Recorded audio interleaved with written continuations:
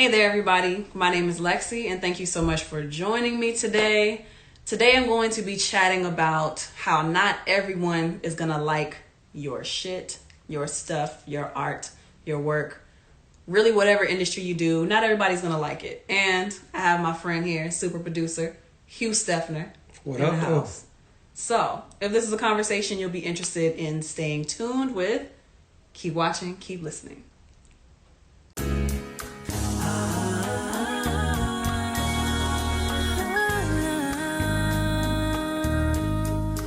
So we're going to start off with LexCheck, which is just a check-in, you know, how you doing, what's going on in your life, something you want to get off your chest.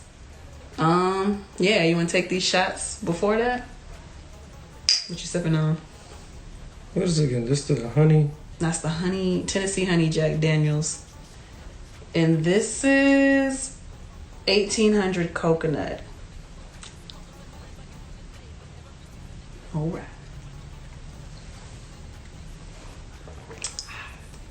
Emphasis on the honey. Yeah, it they make it real sweet. The coconut. So, what's going on with me these days? I didn't even really think about it before we started this. Told everybody about getting my certification as a personal trainer.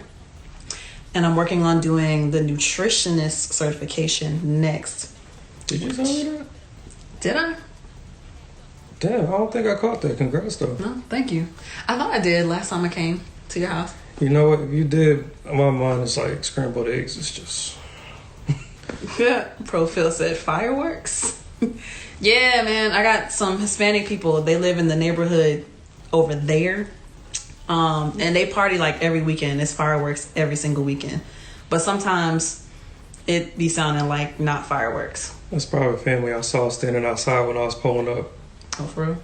It was a family. This neighborhood? Mm-hmm. Well, day. That's another thing too, man. The GPS took me to the wrong cul-de-sac. Then I wrapped around, and I'm like, why? Did you use Apple Maps? I did. Yeah, they don't know the way. You got to use Google. Okay. Yeah. I've been meaning to switch from Apple to Google. Like, I'm doing better though. Did I uninstall Maps on my phone? I don't know, but I made Google my default, so for that reason.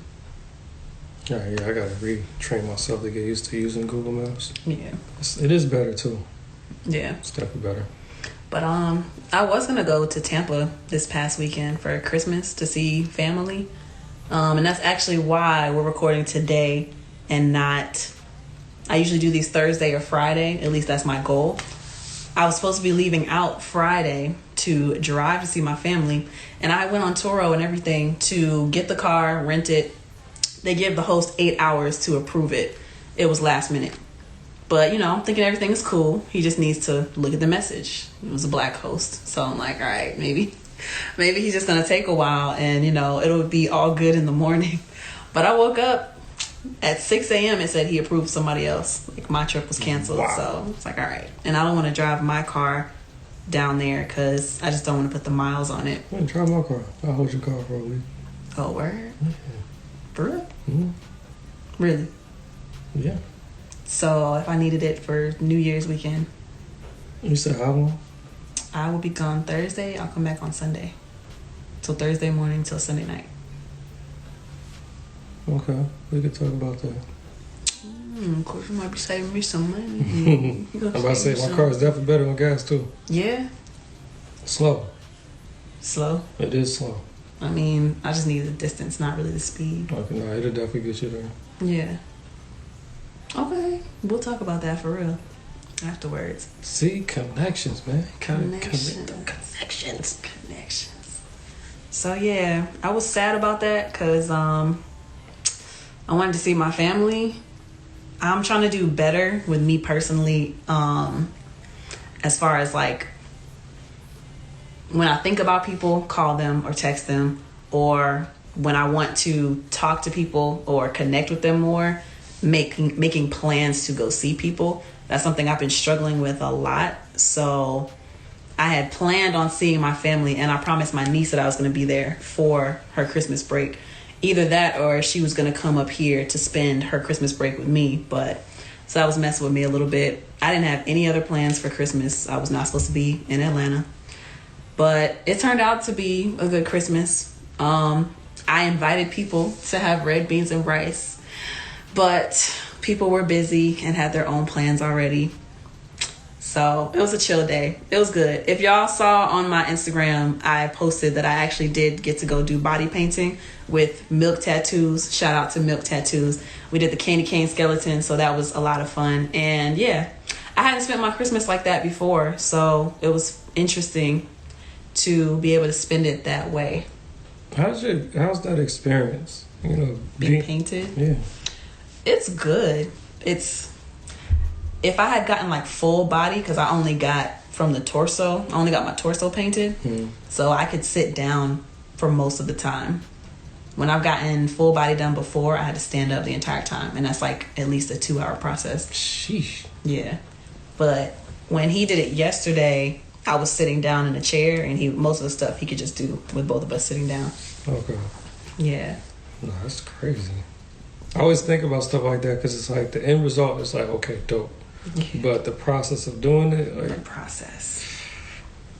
And I got the time-lapse video for it too. Oh my god. So it's crazy. But yeah, that's what's going on with me. What's been going on with Hugh Stephner? So what hasn't been going on? Talk about it. You need another shot? You good? I will take that shot, but you can finish the bottle for me because I think it's like less than half a shot left. Oh, why not? Yeah. What have I been doing? We all go through this roller coaster, right? Mm-hmm. And I think right now I'm back up. You know, I'm the exciting part right before it crashes or not crash, but goes down. Mm-hmm. I mean, what can I say? You want to be specific, or you just? I don't want to give too much. I feel you. Okay, let's say this. I'm back up because I'm getting projects thrown at me left and right. I'm working, and that's always a plus, right? Right. Because sometimes, you know, we go through those cold periods when things are slow, and you start to stretch, and you're like, oh man, I might have to pick up my second hustle. What's your second hustle? The last thing I was doing was Postmates. Hey. And on the side of that, I was cutting hair. Of course. Are you still, like, how heavy are you still with doing barber stuff? Or is it mostly just... I just cut trends hair. Okay. There's one person. Because I mean, I like it. Mm-hmm. I like the art of it, but I don't know, when you look at how much money you make for standing there for 1 hour cutting one person's head, but even if you perform the full service, it doesn't equate to what I do musically. Yeah. So that's why I'm like... The energy that you could be giving to the music versus like... Yeah. Real quick, I actually had a scary thing happen. So when I was doing Trent's hair one day, we was at the old studio at Kissworks. I've been there once. I'm trimming them up, doing the lineup. And my clipper just like exploded right by his face. No. I swear. Like actually. It just blew up. Did it overheated? I guess that's what happened. Oh my God.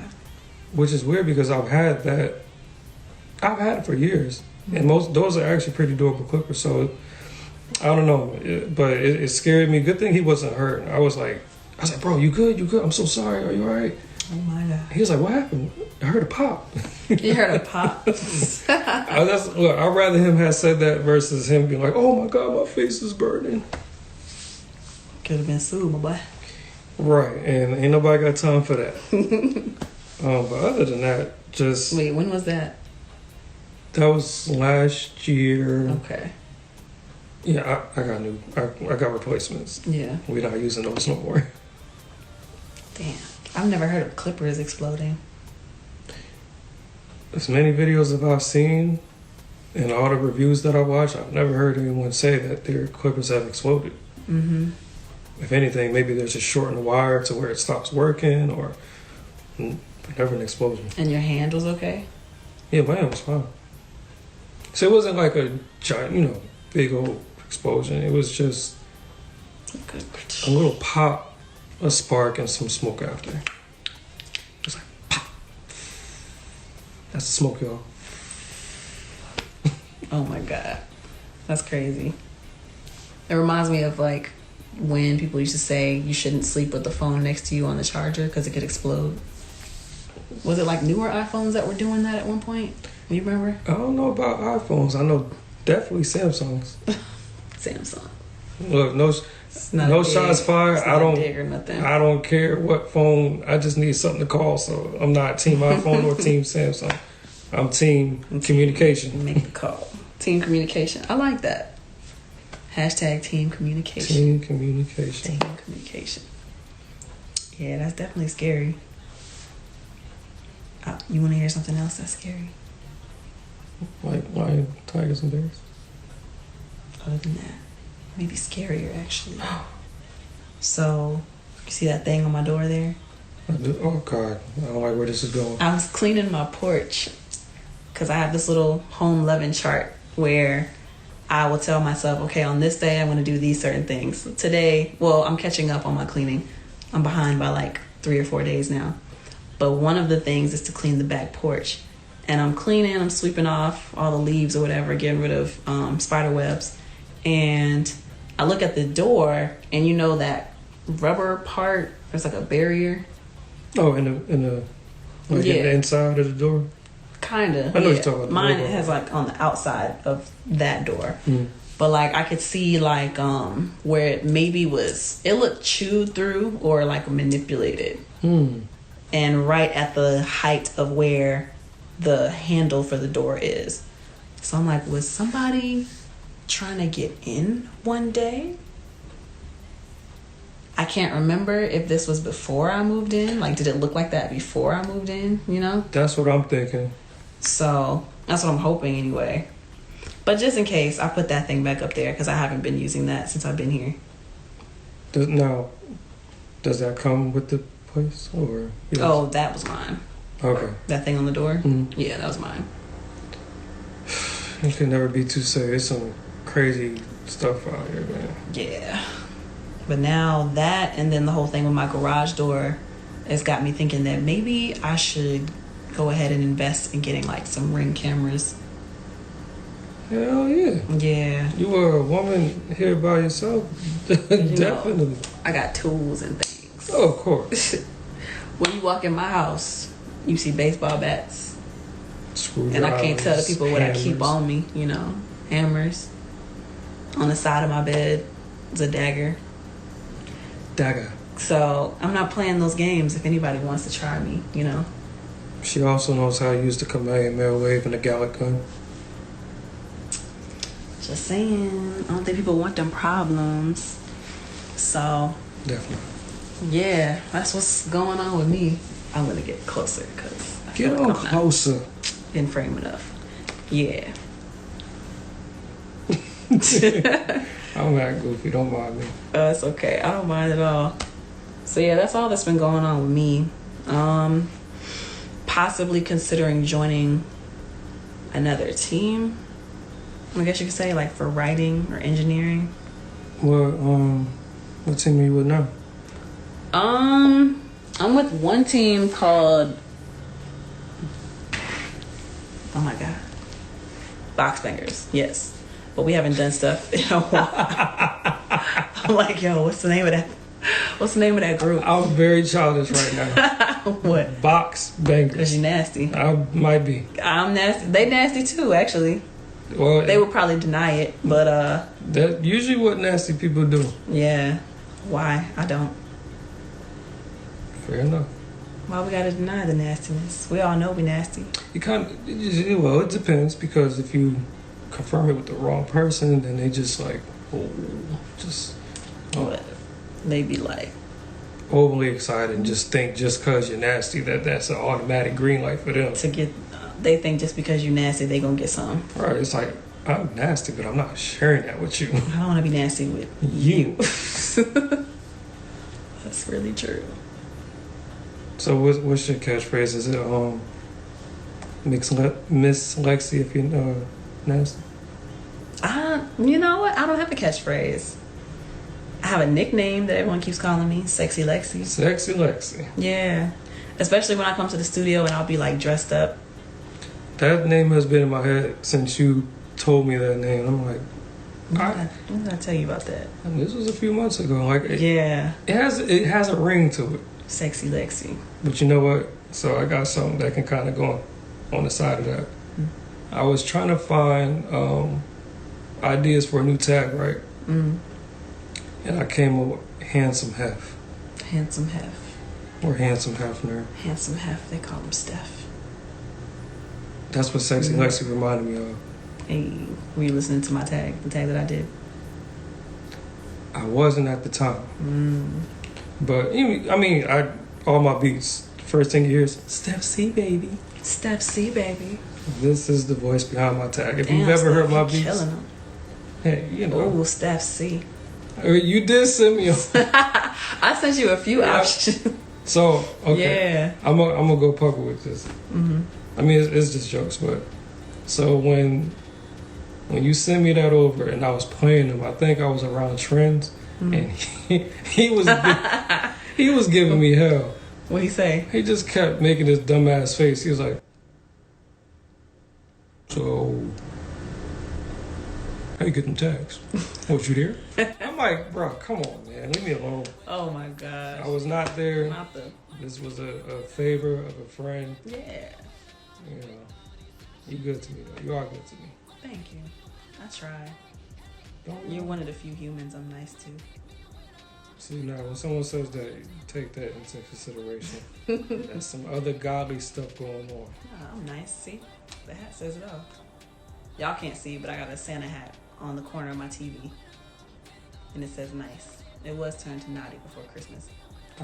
So yeah, the way you have it, I think the other side definitely says naughty in big, bold, all caps. No, it's pretty. It's dainty writing, which would describe me well. But anyway, we're not getting into that kind of conversation. That's all that's going on with you? I'm still, not still, but opening a studio. I'm actually Billionaires. Billionaire Studios. You can actually follow that Billionaires, EARZ Studios on Instagram. Just, it's a process, you know. Yeah, right now, put that in the description down below. Yeah, this is the famous. So, but yeah, Jay Stone is another producer, studio owner. I was actually teaming up with him on the project. Nice, I didn't know that. Well, let me clarify because I don't want to make it seem like I'm an investor or anything like that. I'm really just renting out a space for him, but I'm gonna help him build the studio. So right now, it's just things are on hold, you know, because of contracts and different things. And I'm also, aside from him, just looking at different locations. So just time. And while I'm waiting, I'm just gonna focus on other things. Like I said, I got projects that I'm working on with artists. I got the new studio at the crib, so I finally got a chance to dive back into production because my whole thing was for the last year, maybe for more, my old MacBook, it started having problems. I mean, and I produce off of Logic, so I'm producing, computers constantly overheating and the fan's on and it's crashing. It's like as soon as I load up a snare, crash. Dang, one sound at a time? One sound. I mean, I'm being dramatic, but pretty much that was the issue. And I'm just like, I can't work like this. So I switched over to engineering and I just put all the focus into that. So bettering my skills, picking up different techniques, mixing and mastering and so forth. Even marketing, like how to make more money and build my client base off that. And that's pretty much what's been going on. But like I said, now I'm back over to the beats and I've been going crazy. I've been going freehand. You been going what? 3 ham. 3 what? 3 ham. 3 ham? 3 ham. What that mean? I just made it up. 3 ham. So 3 crazy, 3 ham, same thing. 3 ham. So 2 ham, 2 crazy. I'm 3 ham, 3 crazy. Where did 2 ham come from? Going ham and then going crazy. Oh, okay. Going ham. Going ham. But times 3. Times 3. You had to take me through that. I'll just be spitting them out. That reminds me when I tried to make the phrase "pick them stacks up" popular. Did it catch on? No, only with me. You know what I noticed? Like, certain things do catch on, but I think because of social media, we're used to, if 1 million people are saying the catchphrase, then we're feeling like it's successful. But we also got to take in consideration, if you get at least 3 people that you know to say your catchphrase, it's successful. Because those 3 people can turn into 6, 9, so forth. Yep. Reminds me of Key and Peele. They tried to make some catchphrase popular. I'll have to show you after, but I don't know. They was like, all of them was like, yeah, da da da da. And which one is it? Peele? I'm trying to remember the catchphrase. It was like, does it have something to do with a chainsaw or something? This is all this. He was like, this doesn't, what? That's stupid. What does that even mean? I was like, when you da da da da da. It's like, guys, that makes no sense. It's like, it's... And everyone was so hurt. And then he joined in on the fun. And everyone was like, yeah. I'm going to have to show you afterwards. It's funny. She's going after your toes. Me? Girl, if you knock this phone over, we're going to have problems. It's interesting that she chose that spot. And she's going after you.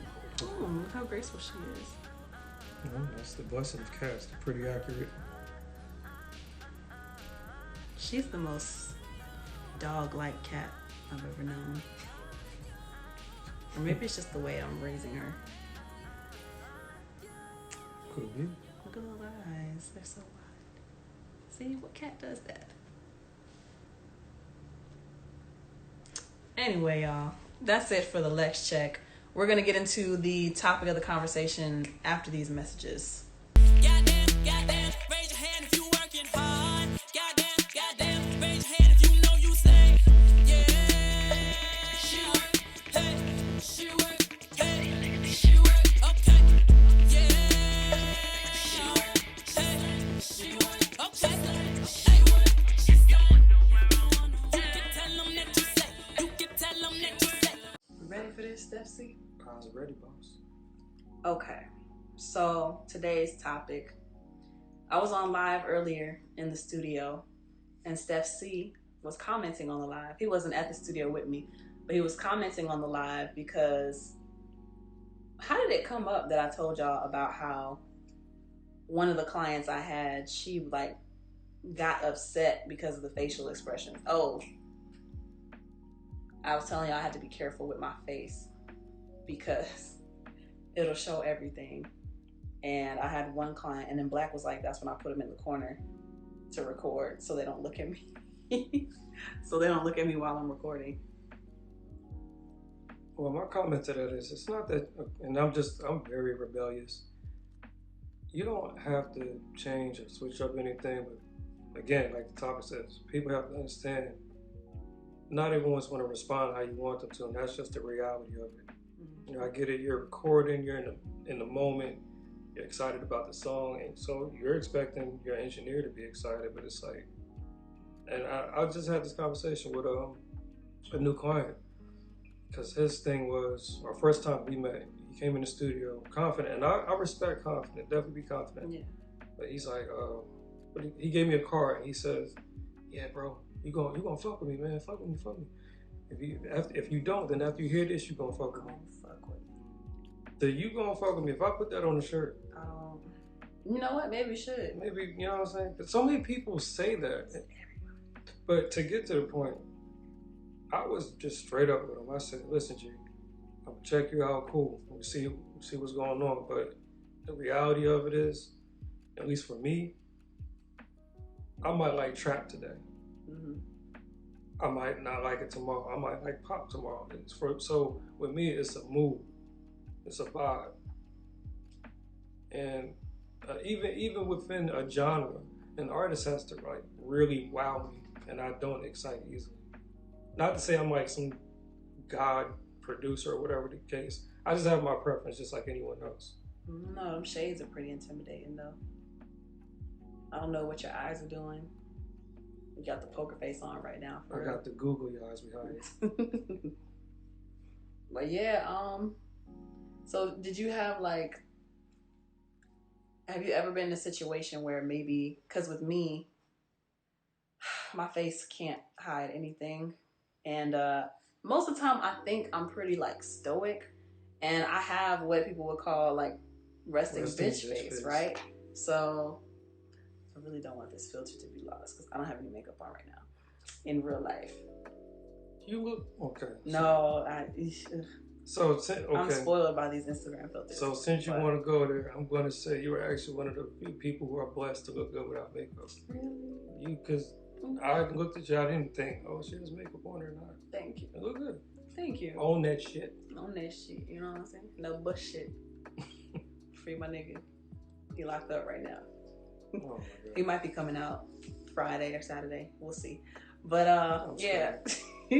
I have what you would call resting bitch face. And so most of the times I'm just looking like this. My eye looks so lazy from this filter. It's really bugging me. But so I had one client in particular, a female client, and I wonder if that matters too. A female client, and it was late. I didn't really feel like doing the session, honestly. And it was a last minute thing to where she hit me up like 2 hours prior, like, hey, I want to get in to do this 1 or 2 hour session. It had to have been 2 hours because I'm not leaving my house for 1 hour. So I'm like, all right. I didn't really feel like it because I had a long day. But she was also like, please, Lex, I've also had a long day too, but I really want to get in with you because I love working with you, blah, blah, blah, blah. Extra details that I probably didn't need to know as far as like, I love working with you and, you know, just trying to like butter me up basically to get me to come into the studio. It's not necessarily like genuine compliments. So we get to the studio and I don't know if a lot of people realize this, but when I'm not really connecting with the music or I'm not really feeling it, I'll be in my phone on Instagram. And I make faces when I'm looking on Instagram because something is like, that's what got my attention. I might be reading quotes from like Justin LeBoy's page, and I'm making faces like, wow. Or I think at the time, maybe I was dating somebody and he was sending some stupid messages and I was giving attitude. But it translated to her as, because she could see me rolling my eyes and doing all these different things. And she was just like, yo, do you have an attitude right now? And I'm like, no, what are you talking about? Like, it doesn't seem like you're really here. It doesn't seem like you're really, you know, into this. Like, and you're being short with me and you're giving all these facial expressions. And I'm like, no, I don't think I wanted to tell her that I was on Instagram at the time. So maybe I was like being slick about being on my phone. Hey, cut it out. What was that? Anyway. Yeah, I think I was being slick about telling her that I was on Instagram. But in my opinion, I feel like she was projecting. I feel like maybe she was having a bad day and the day was longer than she anticipated because it felt like she was actually giving me attitude. And it wasn't an issue of, you know, I'm not into, or maybe it was, I wasn't into the moment. Aside from me being tired, if I'm being real honest, I wasn't impressed with what she was doing. And I kept trying to tell her to do certain things to make it better, but it just wasn't coming through. She might have picked up on that. Maybe so. Maybe that's what she was picking up on. But like, no matter what I told her, it wasn't getting better or she wasn't listening to some of the suggestions. So yeah, if I notice that an artist is not paying attention to, like if they ask my opinion, especially if they ask my opinion and then they're not taking the advice, then I'll tune out. I'll stop giving advice on things. And maybe that's what she took notice of. That's the one thing I hate. Don't ask me if you're not going to listen to me. Mm-hmm. You know, if you're just going to pay me to press 3, cool. I'll do that. I'll be a button pusher at this desk job today. I got this one guy, and I do fucks with him. Mm-hmm. You know, he's a solid dude, but hey, bro, what you think about if I said this part? I'm like, yo, maybe if you say that, but put some flair to it, throw it over, you know, something crazy like that. Yeah.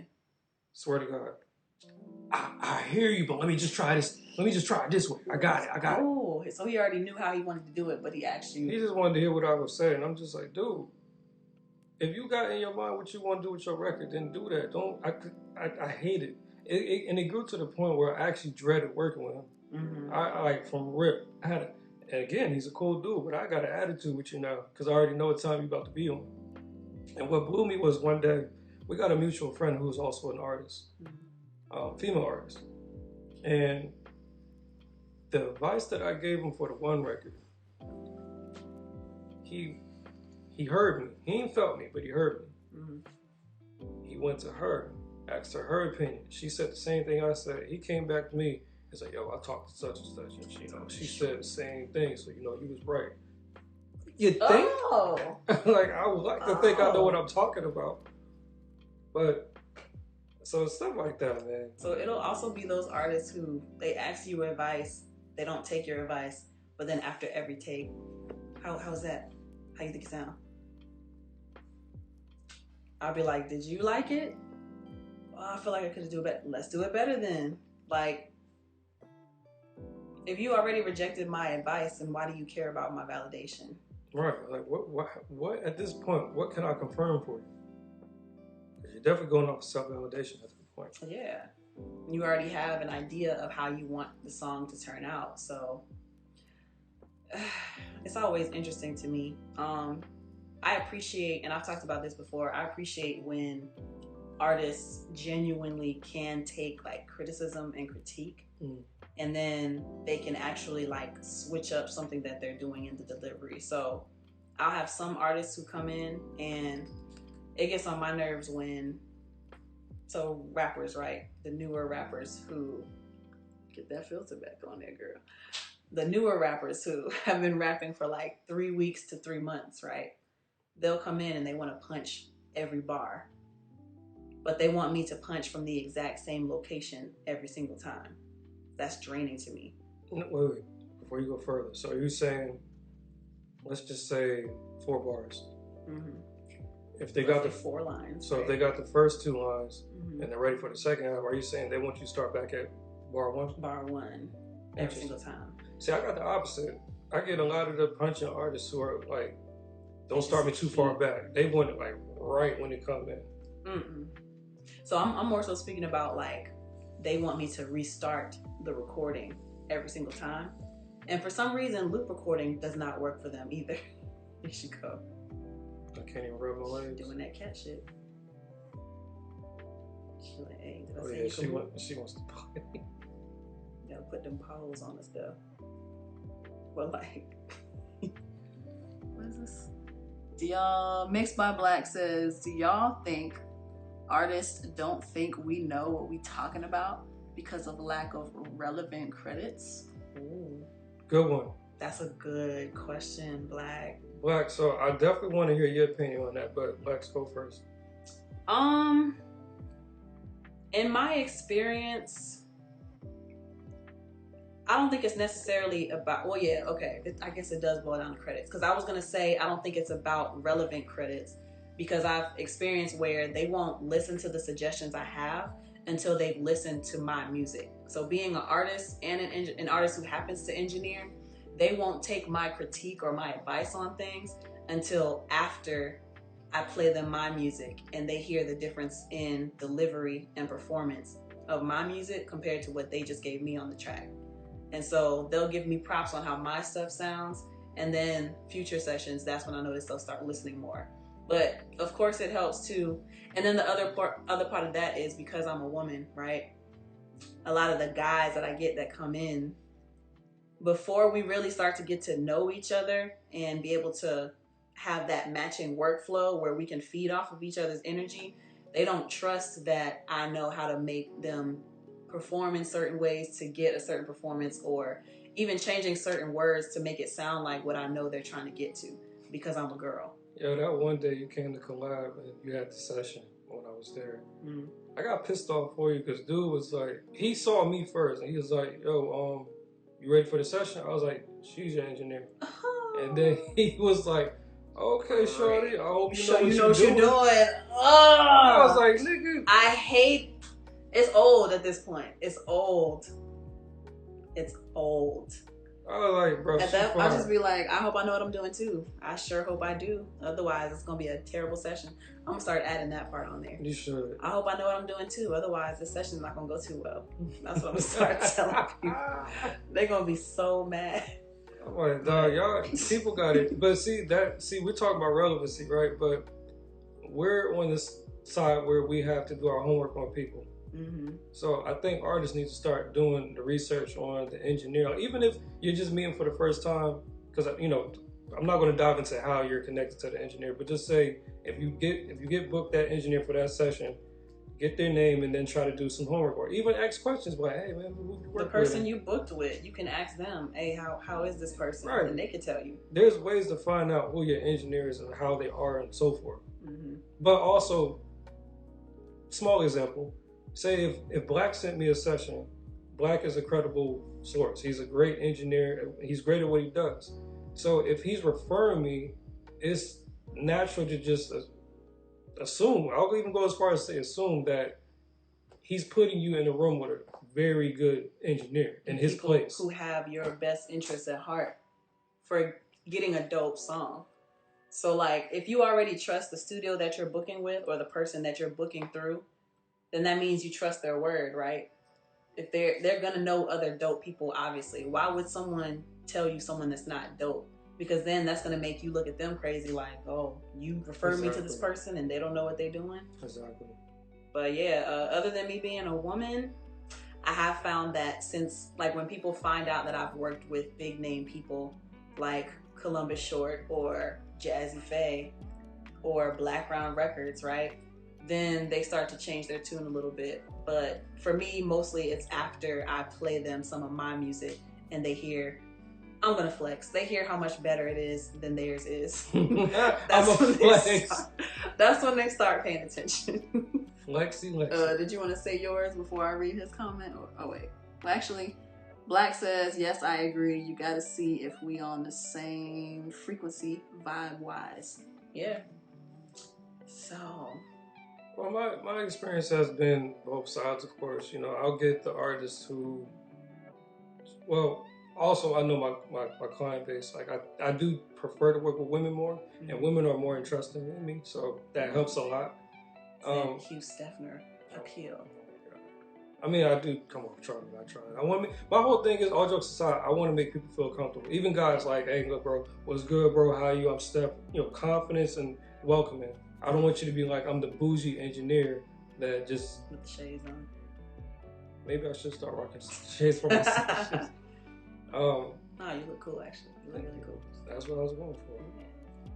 But, it's nice for people who don't know you to actually, okay, I'm going to hear him out. I'm trusting him. And I always thank people. Despite how many credits I got, I'm always thankful. I'm like, yo, thank you for trusting me. Yes.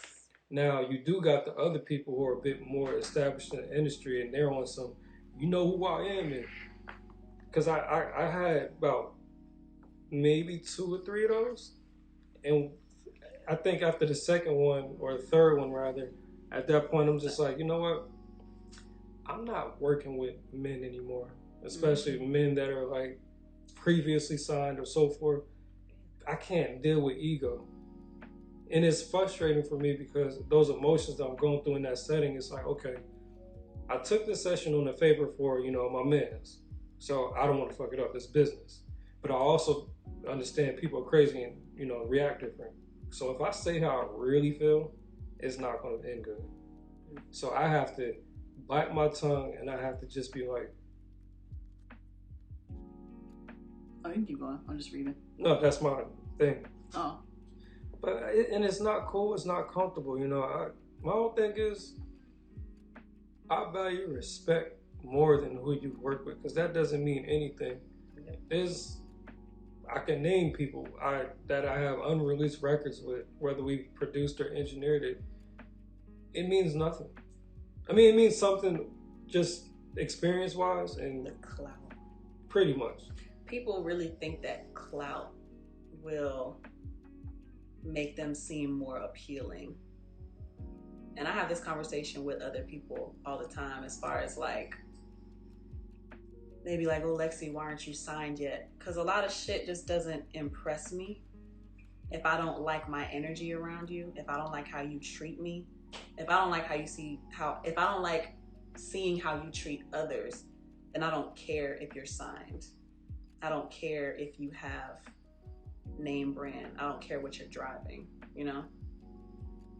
Now, something like that means nothing to me. I'm a rebel, so that don't mean, I don't care if you're signed or unsigned. It's about how you move, whether you're unsigned, independent, whatever, major, whatever the case. How you treat people. That's what it's about. Because I've met people who, they're not signed to a major, they're independent, got their own thing going on, and they got the image. The only thing they may be missing is a feature from such and such. Mm-hmm. But other than that, their numbers is looking good. And the best thing about it is they're cool. They are cool as fuck. They're like, okay, big bro, this is how you do this, and let's do business like this. It's not, well, I'm like this, and I don't really know you, so you should listen to me, because fuck what you got to say. Mm. Oh man, this turned into a whole nother conversation. So I was working with, let me read Black's comment, and then I'll come back to my thought. So Mixed by Black says, yep, it's not till they see the IG and see me with Sony, John Legend, etc. that they like, oh shit, you the real deal. Mm-hmm. Women buy or stream more music than men, so I value their opinion a bit more, to be honest. Women, we are the ones who push the trends. And then Black says, or working with writers who just sign. Ego galore. I get more. Mm-hmm. And then he says, I get more issues from independent than major signees. Really? Interesting. That is very interesting. No. All my indie situations be cool. So I was gonna say, as far as like the last thought you had, I have been in a major situation, I guess you could say, writing with people who have more credits than me. And because they have more credits, somehow, even though I'm the engineer, right, and I have the expertise, because in this situation I was an engineer, and I have the expertise as it pertains to like the sound. She was telling me as a writer to do certain things because she noticed this is what other people do, but it was making the mix sound absolutely horrible. And I'm sweating, I'm pissed off, I'm like scared on the inside, because I'm like, this is, when they ask who engineered this, they're gonna say Lexi. Mm-hmm. And I'm like, I'm trying to tread the line between, she's got more, like we're in a hierarchy in the studio, and because she's worked with more people, she is like who we're taking the final word of, kind of, right? I'm trying to balance that line with the line of, but I know what I'm talking about when it comes to this audio stuff because this is what I do. She was telling me keep turning things up, and the song just got louder and louder and louder. And it wasn't until like 3 months after the fact that I talked with the producer of the song. He was like, yeah, she came in and she overproduced it, she effed it up, and it sounded horrible. I was like, oh God, they recognized it was her. No. Man. But yeah, it was like just because she had all these names under her belt, she could get away with telling me to basically mess up the mix. And the other part of that is, if people started associating that one bad mix or that bad product with Lexi, mm-hmm. She has the clout. She's gonna get more jobs. That could potentially stunt my progress with major situations. So, it's just something. And your position as the engineer is bigger than her role as the writer. Yeah. So exactly, they're gonna look at, okay, this person can't manage sound. Now they're not gonna look at, okay, maybe whatever she wrote, mm-hmm. the song is doing this, but at the end of the day, you didn't make it sound good. And that's exactly what I was worried about. And Black said, OMG, this situation, LOL, I hate when that happens, like, trust me or nah. Is you gonna trust me or nah? Yo, you know what? We definitely need to do like a big ass podcast with all the engineers in our circle. Oh, that'd be dope. That'd be dope.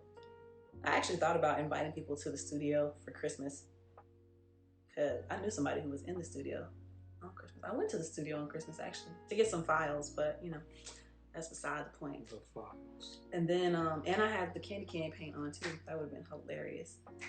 So yeah, but and when I was planning to do the cabin trip, people were like trying to make that recording retreat. And I was like, we might be able to do that. That'd be dope too. That'd be dope.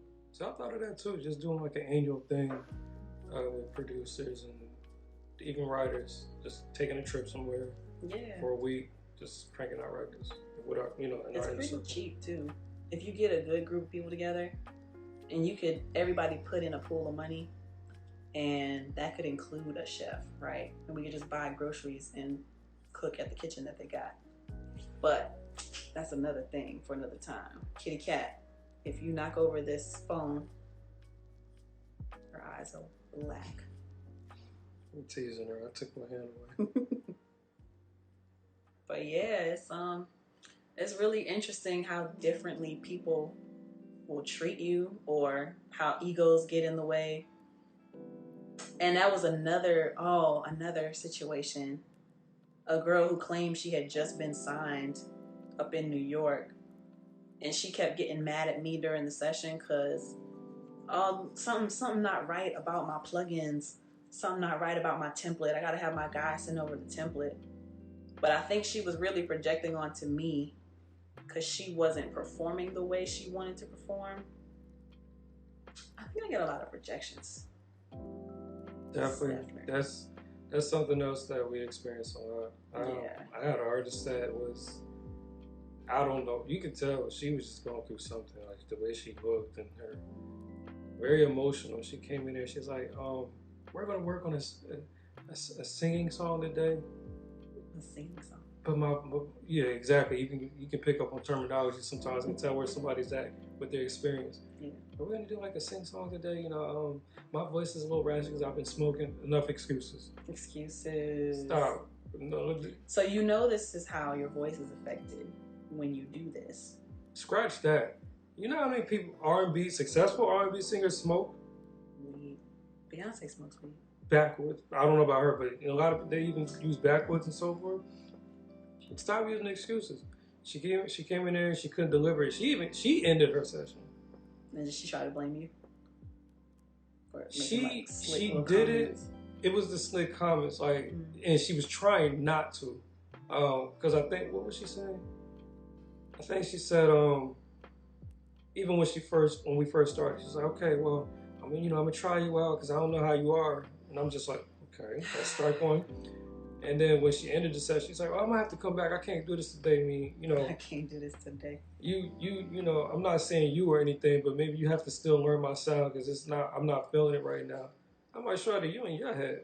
In your head. I told you, I'll text you my credits and credentials and all that good stuff. You do what you will with that. But don't project onto me because you can't get your session. You're not a singer. And it's okay to admit that. Mixed by Black says, don't be afraid to switch the vibe. I've done that many times. They may come in wanting to do one thing, but was feeling a different way. So we did a whole other song. And yes, Beyonce smokes. Yeah, Black for president. Black for president. Yeah, people come in and project stuff onto me. Like, I had a similar situation where a girl, she could not get out. Well, she didn't blame me though. It just came off as her not being confident because she had smoked. She had smoked before she came in, and she was like, I don't know why I smoke before I come in because it always makes me paranoid and I get dry mouth and I didn't bring my water. And it was just excuse after excuse after excuse. And it was kind of throwing me off too because I'm trying to tell her, like, you sound good. Like, you're giving what I need you to give. But she wasn't convinced of it herself. So she kept trying to change it up.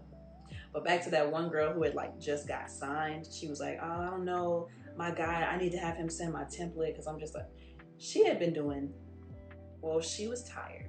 I'm trying to figure out how much shit I should be talking. I like to keep it real on this LexCHAT. Hugh Stephner. So, oh my gosh, she's so cute. So, I think she had just gotten off a plane, and she was messing with one of the dudes who she came to the studio with, who was the friend of one of my clients. If y'all are keeping up with all of this, so she was tired, which I get that. maybe you should not have come to this session if you were exhausted. It's okay to rest. But they had been doing hella drugs. So she was out of it. I'm just like, of course it's not gonna sound how you want it to sound, because you're not even really hearing how it's sounding because you're so out of it with the drugs, or you're tired from the trip or whatever. But she just kept saying, yeah, something's not right. Something's just not right. I think I need a template, or I need to maybe have you send the files over to my guy. I'm just like, all right, whatever. I think artists, I don't know if I hate not hate. I don't know what I dislike more. Artists who think they understand how plugins work, or artists who just don't know how they work at all. Mm-hmm. Because the ones who don't know how they work at all, they just expect their sound. Like, they go to the studio and based off how it looks, they expect their stuff to just be like A1. Mm-hmm. But everyone's template is different, And you can achieve the same thing. It's just, at that point, just the engineer know how to utilize the tools. Yeah. But yeah, it'd be the worst. Like, okay, I'm gonna have my engineer send over the template because this ain't.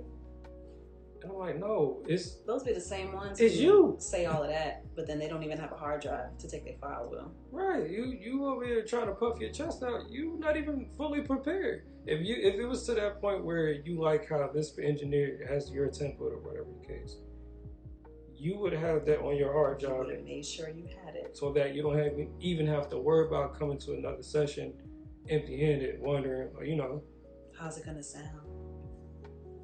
But yeah, it's so much that goes into this.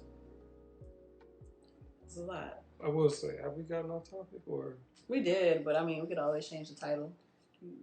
It's just, this is the stuff we go through. Yeah. But going back to... She about to go for my toes. She's on. You about to get locked up in the room. You are a distraction. A cute. A gray, smoky, cute attraction. My goodness. Oh! Yikes. Kitty cat. You had accuracy before, and now all of a sudden you want to... And that's when I tell them, learn to record yourself and send me the session to mix. You don't say that for real. Oh my God. I believe it, because I offer a lot of people. Well, I'll do it in another way. Violence, just like, oh my God. She just attacked my foot. Oh yeah, she's on. Yeah, something else I want to do. There was something you said about how artists think they know plugins. So I think I talked about it before, but not on the podcast, where I had a guy come in, and it was my first time working with him. And for me, it started out bad because he immediately comes in, oh, you sure you know what you're doing? Ha ha ha ha ha. And I, at this point, just have to do a fake laugh. I hope so. But yeah, the session I thought was going cool. He was telling me what to do. And as far as like, well, it was minimal, but he was telling me like, can you turn up my reverb, or can you turn the auto-tune up? So I'm thinking, okay, he's had experience being in studios. He knows what he wants. Come to find out, like a week later, oh yeah, she wasn't really into the session like I thought. She wasn't really telling me what to do. I was looking for her to be more involved. I'm just like,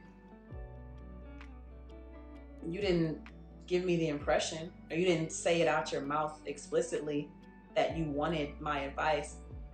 And these days I'm starting to get better clients because they'll tell me before the session starts, if you want to give me any critique or you think I should say something better, then just let me know. But back then, like, I guess the less experienced artists that I work with, they're looking to me to set the vibe, which, yeah, I get that, but I'm always telling people that I work with, this is your song, this is your vision that you're asking me to help make come to fruition. But if you don't know how you want it to go before you come into the studio, then I'm not really going to be any help to you. So I don't really, and as an artist, I understand, because I don't like people telling me what to do in my songs. So I'm going to look to the artist to tell me basically what kind of session we're going to have. And then I'll just fit into whatever energy. But if they never let me know, I'm at the point where I don't volunteer my criticism or my critique because I've learned that'll mess up a vibe very quickly. So these days I might tell people like, hey, do you want me to offer my advice? Such and such, whatever. And some of them will be cool with it. Others are just like, no, I already know how I want it to go. Then I'll just follow whatever energy they're giving. But that really hurt my feelings that day. I was like, so you couldn't communicate to me that you wanted me to give you a little more feedback? You were sounding like you knew what you were doing. You mean to tell me you didn't get what you wanted? That's news to me. Artists are not going to hurt my feelings if they tell me that, I wish you would have been more this or that during the session, because that's good information for me, especially if we're going to be working together more in the future. But also, side note, I don't care about them kind of sessions because I only see them niggas like twice a year anyway. So these days I don't get too hung up on comments like that. But if it's especially somebody that I've been working with a lot, then it hurts my feelings if they feel like they didn't get what they wanted to when they came to the session, because that's the whole purpose of coming to the studio. You had an idea and you want to put out that idea into the world, and you're trusting me to help you with that idea, helping it come to life. So for me to feel like you didn't get that makes me feel bad as an engineer. But what Black say, closed mouths don't get fed. I have a conversation at the beginning of the session for new clients to find out how they work. Then I'll throw out a couple ideas. If they catch those, then I'll get into producer mode. Yeah. These days I'm getting more, I'm caring less about how somebody is going to react to me, because I would rather them find out sooner that they don't like me as their engineer rather than later. But I'm finding that the more I speak out, and Hugh Steph gives a head tilt, but I'm finding out that the more I speak out, I actually enjoy the sessions more with clients that I can critique or ask them to do something over or give me more emotion or change how you're saying the word here or there. That's what gets me engaged in the song and in the whole process of it being made. And to kind of bring it full circle to what we started out talking about, with that girl who was upset at the facial expressions I was making.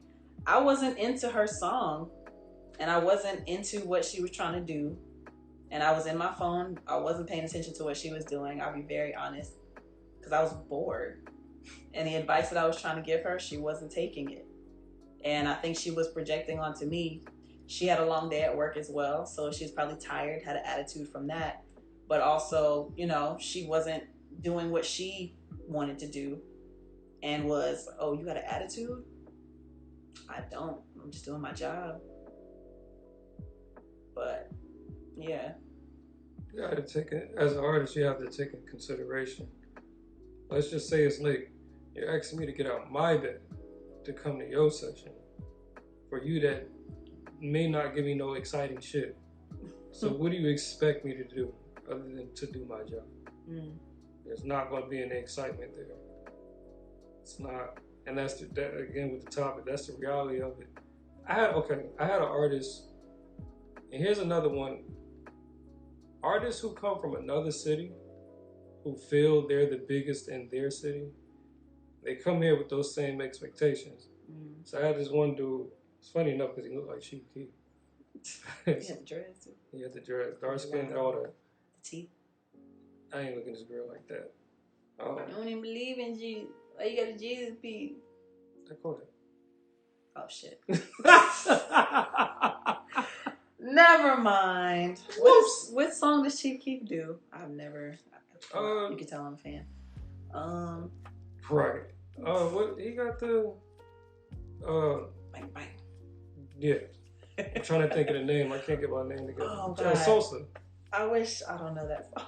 I wish I could find that video. The dude was like making fun of Chief Keef. It was like, yeah, coming to a sign. I gotta stop.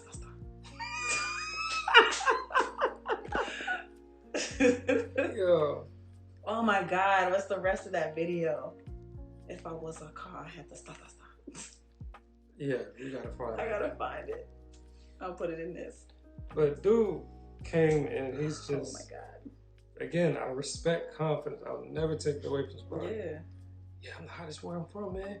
You gonna love this. Da, da, da, da. We do the song and I'm hearing, I'm like, Don't tell me what I'm gonna love. thank you. You don't know me. Not everybody's gonna like your shit. Not everybody's gonna like your shit. The music's cool. Not exciting. Cool. And also, it's just probably me. I just wasn't in that mood for that. I want to say it's not that he was like strictly trap. I think he was melodic trap with a little So he was more so singing than rapping. yeah, but with a Midwest twist, if that makes sense. So I don't know. That's the best example I can give. And he asked me at the end of the session, at the end, he said, "So what you think, man? Hard, ain't it? Hardest stuff you ever heard." And I'm like, I feel if you would have did this and critiquing, I said, if you would have did this different, I think it would have hit a little bit harder for me. I said, but it is cool. It's a cool joint, you know what I'm saying? And I hate when they ask me, so if you didn't know me, would you download this? No. You're not ready for that answer. I don't even hold back no more. I just feel like, I don't think, I'll say it nicely too. I don't think I'm your target audience with this song. And that's straight up. And then another one that they hate is when I say, you know what, it's cool. It's one of those that just gotta grow on me. It didn't grab me, it's just gonna grow on me. That's a nice way to say it. Well, I said something like that, and Yeah. he's like, He's upset too. "Oh, word, you know what? That's cool, but I don't know. You know, I'm going crazy back home, but you know, maybe this just ain't your thing." I said, "Hey, Yeah, maybe not. Maybe we on the not. same page. You get it." And then, funny enough, he unfollowed me, and I never heard from him again. Take it personal. He was ass hurt. But again, it's like, dude, you gotta look at it also on our side of behind the scenes, you know, as an engineer, producer, writer. How many songs have you submitted to labels or A&Rs that you've written or did a reference track to, and you got the same, "Oh, it was cool, but we're not looking for that"? I don't know. I've had tons of moments like that where they're just, "Yeah, what else you got? You playing on your best stuff. What else you got?" What else you got? And you know, sometimes you play them what you think is your worst, and they bump with that the hardest. exactly. I've been learning that a lot over the years. What? You like this trash that I barely gave any effort to? But regardless of, She got your feet. no, she does, but she was messing with the tripod. Regardless, She does not like peace. She likes problems. she wants to put. Always. Oh wait, these are these shoes. You can, Girl. you can mess these up. I don't care.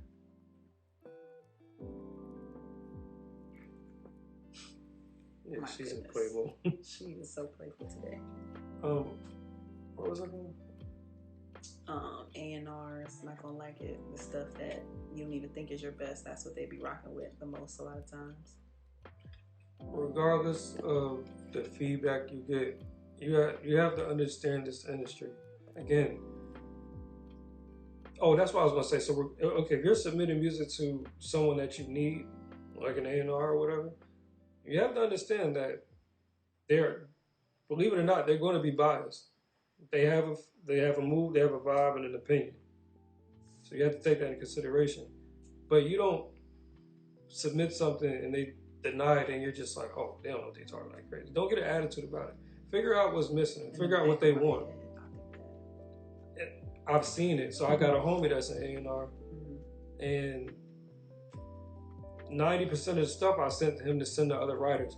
"Nah, bro, I'm telling you that ain't it. I don't want to submit this stuff because it's gonna make me look bad. I need some like super fire. This ain't it." I'm saying record played for other artists, whoever, and they love it. So I see the bias, but also I didn't take it as this nigga crazy. What are we talking about? I said, you know what? I know what he like. I'm gonna figure it out, and I'm gonna give it to him. And then, surely enough, one day when I wasn't even thinking about him, I had made some beat, put it on Instagram. And he said, "Yo, what is that? Well, I told you send me fire. You should have been sent that." I said, "Bro, I just made it." But So that's also kind of bringing full circle back to what you were saying earlier about how you treat people. Part of how you treat people is how you respond to people. if every time somebody says they don't necessarily rock with something that you made and you're blowing up on people, unfollowing them, blocking them, doing whatever, then that's not going to make you look professional. It's not going to make you look mature. But it's also going to be like, why should people rock with you if we have a small disagreement and you can't handle the criticism, or we can't talk anymore because you don't like something that I said? That's why this industry is not for a lot of people. Yeah. You gotta have some thick skin. You're gonna be told no. You're gonna be. You know what? I would rather be told no than to be told yes with no with a smile. Yeah. Which is yes, but you don't like it. It cuts out a lot of BS. I look for those no's up front now.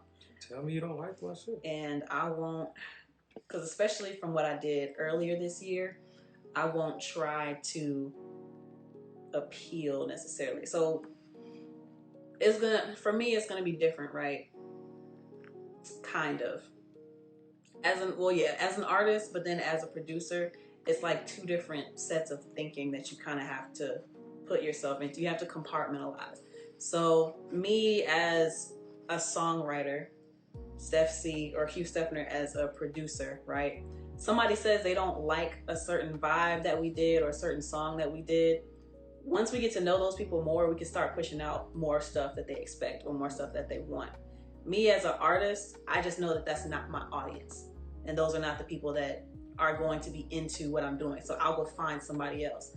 So on the songwriter side, I'm more open and willing to tailor my things to what people are wanting. But as an artist, there's just way too many people who have different tastes.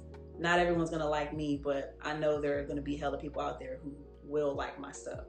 But what I went through earlier this year, as far as like some of the situations I was in, I was actually brought on as a songwriter first. And then because I knew more than, the engineer they brought me on as an engineer as well. But what started happening was they were taking my advice less and less as a songwriter and were only wanting me there to push buttons. So, and I don't know, I was writing stuff for me back then, but this is a whole nother conversation, but the people I was working with, they kept trying to pitch stuff that I was writing for me and be like, oh yeah, play it for this artist, see if she likes it. And she wasn't rocking with it. And part of me was like upset, like, dang, she doesn't want it. But I was also happy because she didn't want it. But then part of me was upset because it's like, oh, they don't like my music. It kind of felt like a rejection to me because they didn't like my writing style. And at that point I was comparing myself a lot, like, they're in a label situation, so they know, what kind of music is probably going to get people's attention. But after a certain amount of time, I had to realize that I don't have to feel like I need approval from these people in this room, because y'all were never my intended audience for this in the first place. So when it comes to being an artist, not everybody is gonna rock with your stuff, and that's okay. Just go on and find your audience, find your tribe. On the songwriter producer side, it's a little different because we kind of have to tailor those products to the people who are buying. But as an artist, if someone doesn't rock with what you're doing, don't let yourself get too glum about it, because I was definitely putting myself in a bad place mentally for those few months that I was working with them, as far as the comparisons that I kept doing. And it's like, man, this person has a label situation. Why don't I have a label situation? Maybe they know something more than I know. The simple answer is that's just not your audience. So find people who do like it. Yeah. So just go find people who do like your stuff. It's not the end of the world if somebody doesn't like your music. Trust me, there's a lot of people in this world. 10 people over here may not fuck with it, but 30 people over here gonna rock with it. Find your audience. Yep. You got to find your audience. Thank y'all so much for joining me and Hugh Stephner in our multiple conversations today. Doesn't matter which one you're seeing, if this is the first, second, possibly third installment of our conversation. Thank y'all so much for tuning in with us and chatting with us. You got anything you want to share with people that you might be working on, or that you're about to release, or any last words, anything for real? Well, real quick, so going back to what you were saying about me reintroducing myself as an artist or re-tapping into that experience, I am looking to start putting out Jersey Club records because it's grown to the point where everyone's familiar. Like, whoever has a TikTok, you've heard of a Jersey Club record. There's challenges and so forth. So I am going to be doing that. If you have a dope song of yours that you like and you need it remixed to put a Jersey spin on it so it can go viral, hit me up because that's my specialty. I am born and raised in New Jersey. Acapellas? I need acapellas and an instrumental. Shit, if we get really creative, I can even remake the beat and just use the acapella. But it just depends on where my mind is with it, how I vibe with it. Interesting. I like that. And where can the people find you, Hugh Stephner? Instagram, because it used to all be the same thing, but I changed it. Steph C, baby. Everything used to be Steph C, baby, but I believe everything is now under Hugh Stephner, HUGH STEPHNER. Hugh Stephner. Sneffner. Stephner. There you go. Did I say Sneffner? Sneffner. Hugh Stephner. Hugh Stephner, everybody. So yeah, thank y'all so much for joining in on the conversation. Let us know what you thought about the conversation in the comment section down below as the cat chews on the tripod.